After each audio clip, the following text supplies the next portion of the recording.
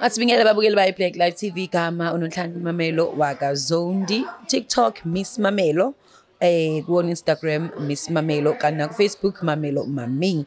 Ngiyanibona kusami libe ningivakashela lapha kwama social media platforms. I can keep them coming anyway. Namhlanje ke sinayo siswethu lana ezosikhiphela yona imfihlo yakhe sikhona la sisho kamnandi ukuthi sikhipha zona izimfihlo ku Black Live TV. Sawona sisi unjani? Ngiyaphila njani sisami? Ngiyaphila. Ngiyaphila nami. So yona iphi imfihlo yakho ngiphathele namhlanje? Ngathi uyasaba nje. Imfihlo yami ngiphathe yona namhlanje ukuthi ekhaya behlala noma nobhuti wami.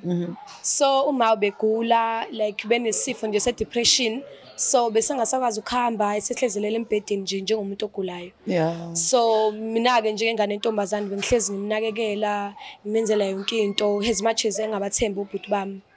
So bukhona ubhuti wami oyedwa omdala, so nje bebengazwani naye uma, so nje angeke ngize ngikhulume kakhulu ngaye, so ngayenza into ehluka kakhulu. So uma she told me ukuthi ungibhalile emalini zakhe as much as izoshona. So ngaba nomkhobholo nje ukuthi yazini vele uma usegula isikhathi eside and manje sengicabanga ukuthini ngenza indlela lokuthi ngimphumuze nje ukuthini aphumule manje ngoba phela manje usegula isikhathi eside. So I made a plan ukuthi ngimfakele ushave ekudleni. Wenze njani? Ngamfakela ushave ekudleni kwakhe. Egule njalo. Egule njalo. Enke washona. After ukuthi eshonile like umndeni okay sayisibhedlela. Imake lapho uthemba wena wedwa vele. Yeah, uthemba mina ngedwa. Yeah. So vele abantu engineshow yakho ukuthi bazo accuse ulobhuti wami lo abangamfuni.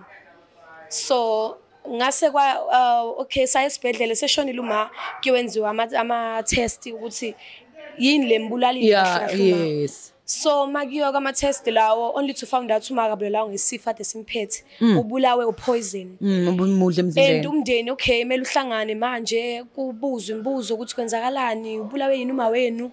So mina was like vele ngumuntu vele othembakalayo ngihlezi vele ngifika nama point ukuthi na yilo mbulalile angisele ukungisho ngiphika ngobhuti wami ngithi ayingineshow ukuthi uyena yabo nje. So ubhuti wami ukuhamba nesikhathi waboshwa eboshela lokho ukuthi wabulala umango poison and knowing very well ukuthi mina ngambulala, then ngahamba ngayoclaim imali ngayidla imali ngahlala ngaphila impilo enhle ngayidla le mali ngakuthola iboyfriend ngayithengela imoto ekhambeni kwesikhathi. Imoto? Yes. Boyfriend yayisithembisa nokumshaya.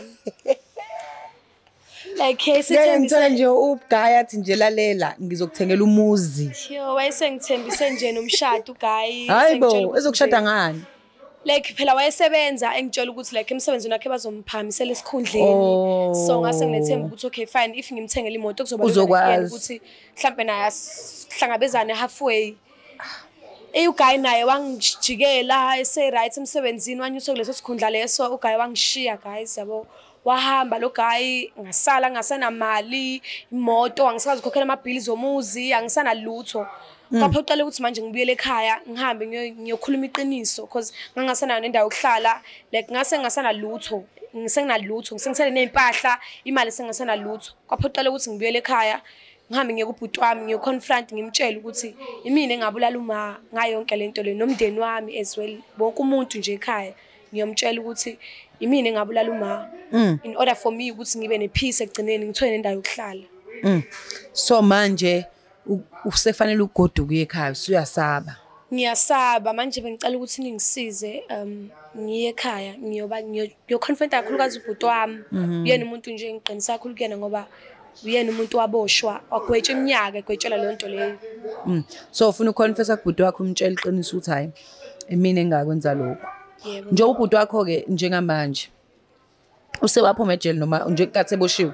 Yeah sewaphuma kodwa angimazi nanokuthi nje baphila impilo ekhaya angisamazi neshow ukuthi la khona nje uyangizonda.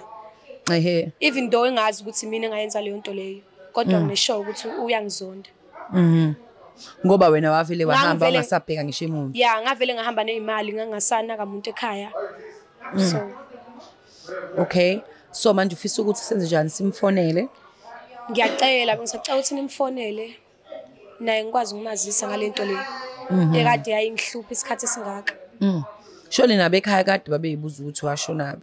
kade nabo ngangibafonela pretending as if like ngibabuza ngiqamba manga kwa-relative angahlala ekhaya nabo ngibatshela ukuthi impilo ngi-right la ngikhona ngiyababona nasekhaya ngiyabahambisela igrosa kodwa ubhuti wami yena ngoba umuntu ongathanda ukukhuluma angicabanga ukuthi uyabatshela ukuthi angikaze ngibanikeze imali and futhi besihamba inkantolo sihambe sibuzwe ngalento le local investigate case sihambe sendaweni la ecourt so attend icase yakho ubhuti wami kodwa bekufana nje nokuthi ayikho into ebesingayenza because icala belihlezi limlahle because nami bengihlezi ngimpressela ama charges.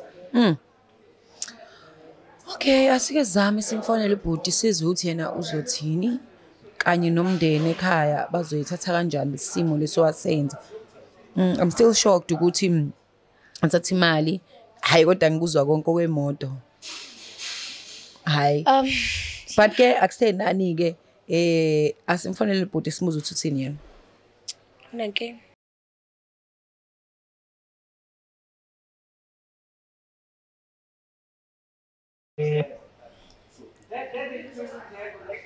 Hello. Hello. Yebo kunjani? Siyaphila njani? Siyaphila. Ngikhona nami. Bhuti ukhuluma noMamelo from Black Life TV. Nginodade wenu lana owahamba ekhaya. So udade wenu ufisa ukuconfessa something kuwena. Sike thina ke Black Life TV umuntu umesaba ukuqonda siqo. Simsiza ukuthi afonele lo muntu ukuze akwazi ukumtshela imfihlo yakhe. So kunemfihlo usisi afisa ukuyidlulisela kuwena. Ngicela ukuthi ngimnike ifone njengamanje akwazi ukudalulela imfihlo. Okay. Hello njani? Ngiyaphila kunjani? Ngiyaphila. Khuluma noMandisa lana. Ngiyezwa manje ngizosune khona into efuna ungitshela nindaba kwenze njani? Yeah, bhuti wami uyakhumbula ukuthi angithi sashonela uma. And next khathi eside nje singathola ukuthi uba wabulala uma and njoba katholakala nokuthi nje wabulawa poison. Bengifuna ukwazi ukuthi bengifuna ukuxolisa kuwena ngikwazisa ukuthi imina owafakela uma poison. Kahle wena sesami ukhona ungitshela ukuthi wena bulala uma. Yebo. After mina sengihlukumeze kangaka usanesipinde sokuthatha ifoni ufonele mina ungitshela ukuthi wena wabulala uma. That's why bengifuna usizo nje ngicela ukuthi ngifuna ukuxolisa kuwena. After mina sengihlukumeze kangaka ngihamba inkantolo ngize ngabosha ngiboshele Ngiyaxolisa. Ngiyacela ngenhliziyo yami yonke ukuthi nithole indlela ukuthi ningixolele. Angazi nokuthi ngiyababheka kanjani ke ko-auntie nogogo emakhaya. Lalela lethi into mina wena ongangisiza ngayo ukuthi ubize umhlangano utshele u-auntie lo dodo ongitshela wona mhlambe bona bazo-entertaina mina ngumsebenzi lo dodo. Anginankinga nanoma yini ofuna ukuthi ngiyenze ngingayenza. Ungenza iyona into ongangenzela yona leyo. Mina ngithwale isigwebo sakho nawe futhi ubukhona eceleni kwami kwenze ngathi uyamseka kanti wazwaseka mhlophe futhi wena wenzeni. Angazi ukuthi ngingathini njengamanje ngiyaqonda ukudina kwakho futhi nje ngiyakwamkela futhi ngiyakudeserve ukuthi ngisho ngangithuka noma ngayiphi inhlamba noma ungayosho mapha amagama ngiyawadeserve wonke leyo magama lawo kodwa igama engifuna ukuliza kuwena ukuthi ungixolele nje kuphela. Kahle wena awudeserve uxolo wena. Njengamanje umango bese ngasekho. Ngafunda ngaze ngakhokhode basi. Manje futhi kabe mina njengenkosana nginakanyina njengenganza kwethu wena wenza uyambisheya ungikwaza ngemuva. Ngiyazi ukuthi ngempela udlule ezintweni eziningi ngalento le. Ngiya-understanda futhi. Into kumele uyazi ke nawe kuzomela ujeze ngalesenzo sakho owasenza. Uzotshela nje umndeni ukuthi wena wenzeni. That's it. Ayisekho enye into engisabe kuye ngiyikhulume nawe ngaphandle ukuthi ubize umhlangano utshele umndeni finish. Anginankinga ngingakwenza konke lokho. Kodwa manje uzokwazi ukuthi ningixolele. Bye futhi ufuna ngimoshela usuku lami babhali uvela usuku lolina nje vele babhali. Hey, yamuzwa uthi ubhuti wakho udine kanjani? And nami ngiye ngenelele kwezinye zezitori but le ideep kakhulu ngoba manje idingelela ukuthi nibe umndeni nje bese shila ukuthi udlule intweni eziningi waboshwa kwenzakalani. So wena usuyazi manje ukuthi sekumele ukuthi ungenelele ko-auntie bakwazi ukuthi uhambe uyosho bona wonke umuntu ukuthi wena owafakela umakho poison wayithola imali wayifuna wayisebenzisa. So wena kahle kahle ubuyela ngoba nakho i-lifestyle oyiphilayo isafani siphelile imali noma ngoba vele uyayisola. Ingoba vele ngiyayisola. No angeke ngikhambise lokho phambili ukuthi ngihambise ukuthi angisana lutho manje empilweni. Kodwa imali usanayo ngabe uyaphinda. Ngangivele ngifisa ukwenza lokhu ukuthi ngangazi ukuthi ngibaqonda kanjani until ngize ngithole ukuthi indlela engizokwazi ukuthi ngibaqonde ngayo ekhaya ngikwazi ukuthi ngimtshele ubhuti wami. So wena ucabanga ukuthi umbuzo abangayibuza wona ukuthi awuphindelanga ngani ngalenkathi usanemali yoxolisa?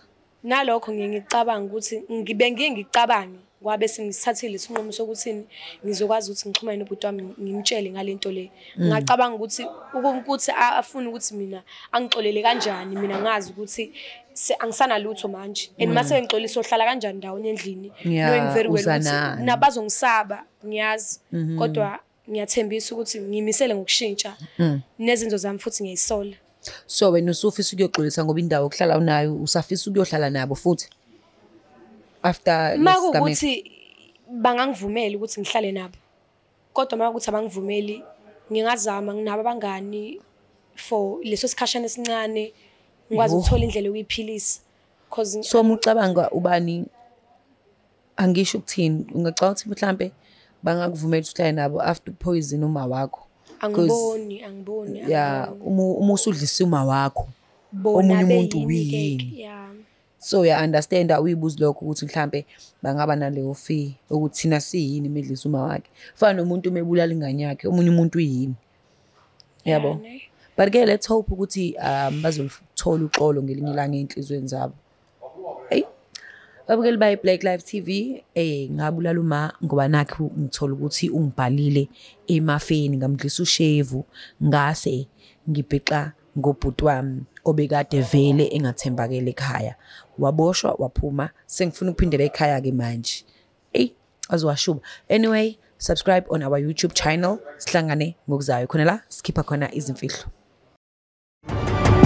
It's the Black Live TV.